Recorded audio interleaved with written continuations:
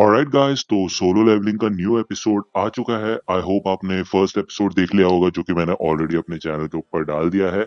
हम इस एनिमे का सेकंड एपिसोड देखने वाले हैं, और जो फर्स्ट एपिसोड का एंड था वहां पे हमें एक क्लिफ हैंगर पे छोड़ा गया था। हमें एंड में एक हिडन डंजन दिखाया गया था, जहाँ पे एक गॉड जैसी फिगर बैठी हुई थी, काफी बड़ा स्टैचू टाइप बैठा हुआ था, जिसने इनमें से आधे हंटर्स को मार दिया था। और उसकी इस लेजर वाली पावर को देख के ये समझ आता है कि ये सच में काफी ज्यादा ताकतवर है। Without wasting of time video start करते हैं। If you're interested, so keep watching. The world's greatest authority in modern dancing. Perfect.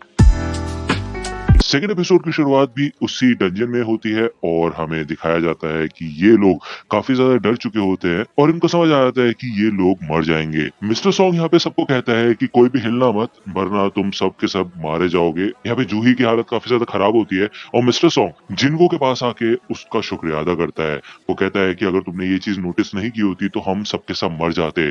तुमने ही हमको नीचे झुकने के लिए बोला था, तुम्हें जरूर इस बात का अंदाजा लग गया था, क्यों है ना।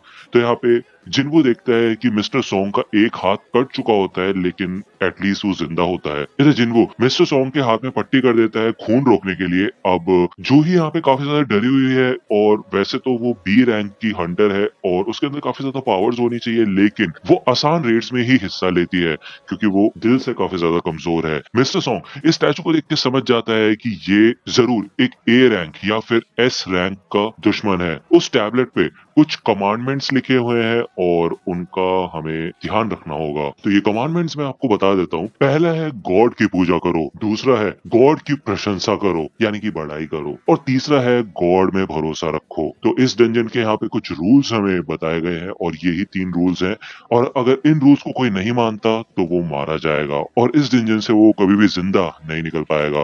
तो जिन वो देख के समझ जाता है कि ये जो सबसे बड़ा वाला स्टैचू है यही गॉड है। ठीक है, हमें बताया जाता है कि 10 साल पहले जब वो पोर्टल दुनिया के सामने आया जो कि हमें दूसरी दुनिया से जोड़ता है, तब से दुनिया में अजीब गरीब हरकतें होना शुरू हो गई। जैसे कि ऐसे लोग सामने आए जिनको अवेकन्ड कहा जा सकता है, जिनको हम हंटर्स कहते हैं। हंटर्स ही सिर्फ ऐसे इंसान हैं जो कि इन मैजिक बीस्ट को मार सकते हैं। एक बार किसी हंटर की एबिलिटी उसके पास आ जाती है तो वो उस एबिलिटी को चेंज नहीं कर सकता। लेकिन कभी कभी ऐसा होता है कि गेट के उस पार ऐसे मॉन्स्टर्स होते हैं जो कि सच में काफी ज्यादा खतरनाक होते हैं। दूसरी ओर हमें जिनको की सिस्टर जिना का सीन दिखाया जाता है, यानी कि उसके स्कूल का सीन। और जिना की फ्रेंड उससे पूछती है कि तुम्हारा भाई एक हंटर है, क्यों है ना।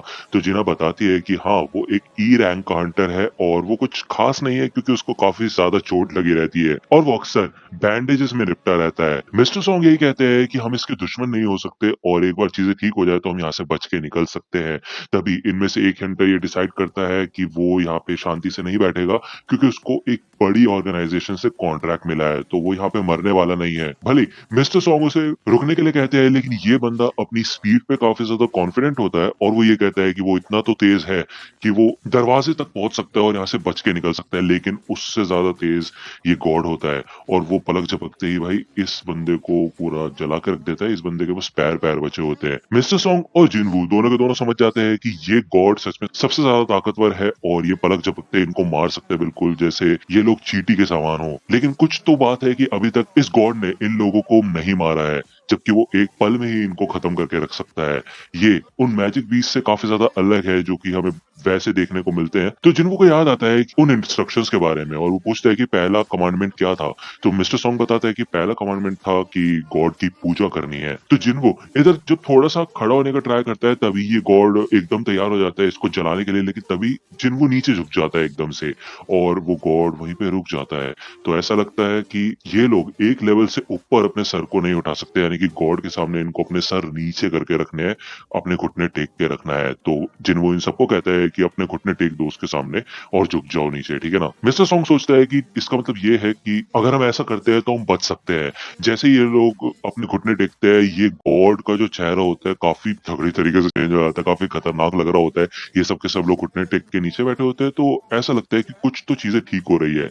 पार्क यहाँ पे उठ के खड़ा हो जाता है और भाई मतलब गॉड के सामने इनकी हिम्मत कैसे हो रही है हिलने की भी। वैसे देखा जाए तो वो काफी ज्यादा ताकतवर है, ये लोग देख चुके हैं, लेकिन ऐसा लगता है कि इनके घुटने टेकने के बाद इनकी फर्स्ट रिक्वायरमेंट पूरी हो चुकी है और अब ये खड़े हो सकते हैं, क्योंकि इन्होंने एक तरीके से वर्शिप कर दिया है गॉड को। उसके बाद ये गॉड उठ के खड़ा होने लग जाता है और आगे बढ़ने लग जाता है इनकी तरफ। ठीक है, इनको लगता है कि ये खेल खत्म हो गया था, लेकिन ये इनकी तरफ आगे बढ़ रहा होता है। तो दूसरे कमांडमेंट की अगर हम बात करें तो वो होता है गॉड की बड़ाई करना, गॉड को प्रेज करना। तो इनमें से एक हंटर आगे आता है और वो कहता है कि वो ट्रेडिशनल फोक फ्लोर जानता है, उसे पता है कि एक गॉड को कैसे प्रेज किया जाता है। वो आगे आके नीचे बैठ जाता है और वो कहता है, हे गॉड, आप ही इस दुनिया के रूलर हो। और वो अपने इस प्रेयर को पूरा करने लग जाता है, लेकिन ऐसा लगता है कि ये सही तरीका नहीं है गॉड को प्रेज करने का, और गॉड उसको भाई अपने पैरों से कुचल देता है। इसको देख के तो टाइटन्स की याद आ रही है। ठीक है, ये लोग सब के सब अलग होना शुरू हो जाते हैं और जिन्वू भी जूही को अपने साथ लेके भागने लग जाता है। पार्क यहाँ पे काफी ज्यादा डिप्रेस होता है और वो सोचता है कि उसकी फैमिली को वो पीछे छोड़ के आया है और वो इधर नहीं मर सकता। वो इनमें से एक स्टैचू के पास आके जब खड़ा होता है तो उस स्टैचू के हाथ में स्वॉर्ड होती है और वो पार्क को बिल्कुल बीच में से काट के रख देता है। ठीक है ना, तो भाई वो गॉड तो अलग ही खतरनाक बंदा है, लेकिन उसके अलावा ये जो बाकी स्टैचूज है ये भी सच में काफी ज्यादा खतरनाक है। ठीक है, जिनको यहाँ पे सोच रहा होता है कि भाई कैसे किया जाए प्रेज गॉड को, एक सही तरीका क्या हो सकता है गॉड को प्रेज करने का।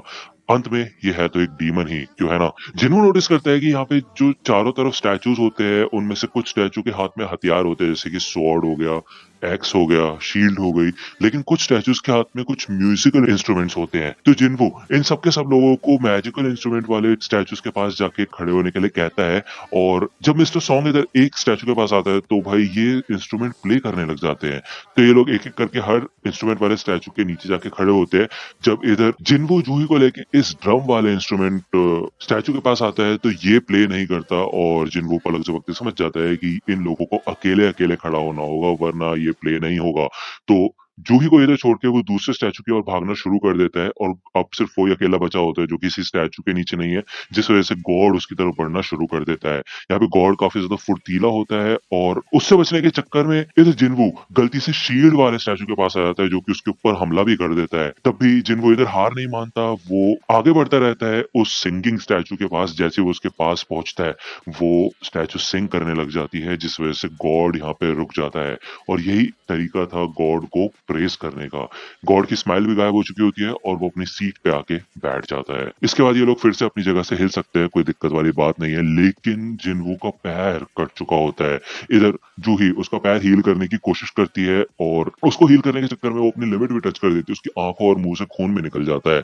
ठीक है, अब ये लोग सोचते हैं कि अब इन्हें करना क्या है। इधर एक ऐसा टाइम भी आता है जब ये सब के सब लोग मिस्टर सॉन्ग को ब्लेम करने लग जाते हैं कि उनकी वजह से ये लोग इस सिचुएशन में फंसे हैं। खास करके किम ब्लेम करता है मिस्टर सॉन्ग को। ठीक है, तो मिस्टर सॉन्ग यहाँ पे अपनी गलती भी मानता है। अब सिर्फ एक लास्ट कमांडमेंट बची होती है और तभी एक प्लेटफॉर्म टाइप बन जाता है इस पूरे रूम के बीच में।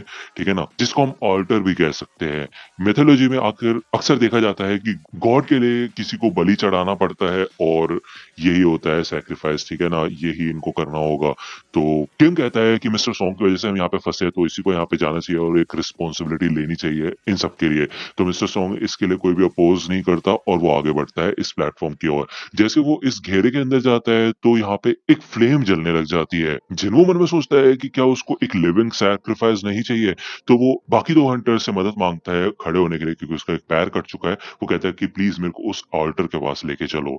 जब वो यहाँ पे इस ऑल्टर के अंदर आते हैं, यानी कि इस घेरे के अंदर आते हैं, तो दो और रोशनी जल उठती है। वो समझ जाता है कि इन सबको यहाँ पे मौजूद होना होगा इनकी आखिरी कमिटमेंट को पूरा करने के लिए। जिन्वो पूछता है कि मिस्टर सॉन्ग क्या हमें कोई बचाने के लिए आएगा, तो मिस्टर सॉन्ग कहता है कि आज 7 दिन हो गए इस डंजन को बने हुए, मेरे ख्याल से वो लोग कुछ ना कुछ तो करेंगे ही। 7 दिन बाद ये गेट पूरी तरह से ओपन हो जाएगा और डंजन ब्रेक हो जाएगा। अब यार डंजन ब्रेक होने का मतलब ये है कि सारे के सारे जो मैजिक बीस्ट हैं वो इंसानी दुनिया में प्रवेश कर जाएंगे और एक तरीके से आजाद हो जाएंगे। इसीलिए ये लोग रेड मिशन करते हैं, जो कि एक टाइम लिमिट के अंदर करना होता है और जल्दी से बॉस को हरा के इस गेट के थ्रू बाहर आना होता है। अगर ये लोग समय पे इस जगह से बाहर नहीं निकले तो ये गॉड असली दुनिया में चला जाएगा और भाई क्या ही तबाही मचाएगा। दूसरी ओर हमें फिर से जिना का सीन दिखाया जाता है, जो कि हॉस्पिटल में आती है अपनी मॉम से मिलने के लिए और सारा का सारा अपडेट देती है अपने मॉम को कि वो अपना नेशन वाइड एग्जाम देने वाली है और उसका भाई आज लेट है, ठीक है। भले उसकी मॉम यहाँ पे सो रही होती है और होश में नहीं होती कह सकते हैं हम। जिनवू बाकी दो बंदों को भी साथ में बुला लेते हैं, यानी कि किम और जूही को, जिससे कि ये सारी की सारी फ्लेम्स जलने लगे। उसके बाद ही पता चलेगा कि इनका क्या होगा। जैसे ही ये सब के सब लोग इस घेरे के अंदर आते हैं तो एक और बाहर वाले घेरे में ब्लू कलर के फ्लेम्स जलने लग जाती है और गेट ओपन हो जाता है।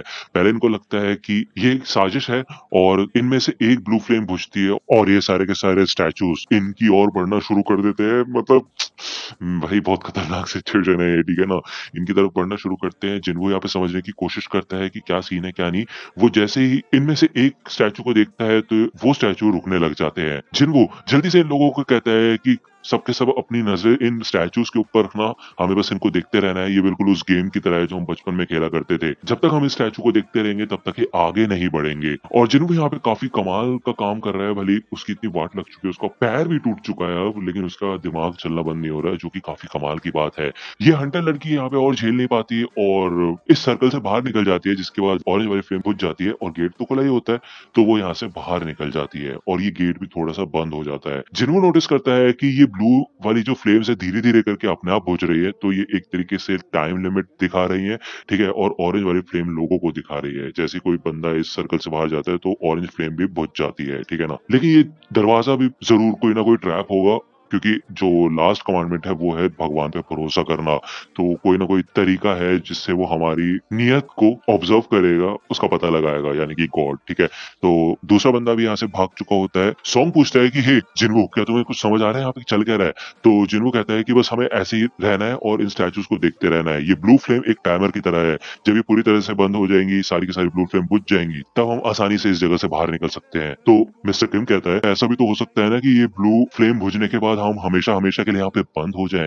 तो यार ऑब्वियस सी बात है, जिन्वो कौन सा मास्टर है यहाँ का, उसको थोड़ी ना पता है कि क्या हो सकता है क्या नहीं। लेकिन मिस्टर किम उसकी तारीफ करता हुए ये कहता है कि जबकि तुम सबसे ज्यादा कमजोर हो हम लोगों में से, अभी तुम्हारी वजह से ही मैं जिंदा हूँ यहाँ पे, तो उसके लिए शुक्रिया। लेकिन दरअसल बात यह है कि बाहर मेरी फैमिली मेरा इंतजार कर रही है और मैं मरना नहीं चाहता, मैं घर जिंदा जाना चाहता हूँ, तो मैं और इंतजार नहीं कर सकता। तो भाई मिस्टर किम भी यहाँ से भाग जाता है। तो जिन्वो जूही और मिस्टर सॉन्ग को यहाँ से जाने के लिए कहता है और वो कहता है तुम अपनी जान बचाओ और मेरे को छोड़ दो। लेकिन मिस्टर सॉन्ग भी यहाँ पे अपना सैक्रिफाइस करने के लिए तैयार होता है। यहाँ पे जूही अपने पैर हिला नहीं पाती, उसकी हालत नहीं होती बिल्कुल भी चलने की, क्योंकि उसने अपनी ताकतों को कुछ ज्यादा इस्तेमाल कर दिया है। जिन्वो इन दोनों को यहाँ से जाने के लिए कहता है और मिस्टर सॉन्ग जूही को बेहोश करके अपने साथ लेके चले जाते हैं और एंड में सिर्फ और सिर्फ यहाँ पे जिन्वो बचा होता है। उसको समझ आ जाता है कि वो ही अकेला सिर्फ है जो यहाँ पे जिंदा बचेगा और वो एक साथ सारे के सारे स्टैचूज को भी नहीं देख सकता। तो जिन स्टैचूज को वो नहीं देख पा रहा है वो उसकी तरफ कंटिन्यूसली बढ़ते रहेंगे। वो यही सोचते हैं कि काश वो ज्यादा इंश्योरेंस ले लेता अपने लिए, और फिर भी यहाँ पे वो अंत तक लड़ने के लिए तैयार होता है। वो यहाँ पे तलवार उठा लेता है, लेकिन ये स्टैचूज उससे कई ज्यादा ताकतवर होते हैं